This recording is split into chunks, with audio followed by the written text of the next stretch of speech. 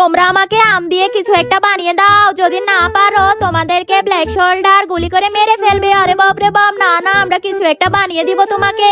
আচ্ছা ঠিক আছে, বানানো শুরু করো। আচ্ছা তুমি গ্লুকোজ দিয়ে খেতে পারো। আরে না না, এটা একেবারেই ভালো হবে না, এটা তোমরা ট্রাই করতে পারো। ব্ল্যাক শোল্ডার, তুমি ওকে গুলি মেরে উড়িয়ে দাও। আরে বাপরে বাপ, এটা দিয়ে জুস বানিয়ে দিয়ে হয়তো পছন্দ হবে। এই জুসারটাতে দিয়ে আমি ওর জন্য জুস বানিয়ে দিই। জুস তো রেডি হয়ে গেছে, এই নাও জুস খাও। না না, আমি জুস পছন্দ করি না, তুমি জানো না। ব্ল্যাক শোল্ডার, তুমি গুলি করে দাও। আরে বাপ রে বাপ, এরা দুইজনই তো মারা গেল। আমারটাও যদি পছন্দ না করে আমাকেও গুলি করে মেরে ফেলবে।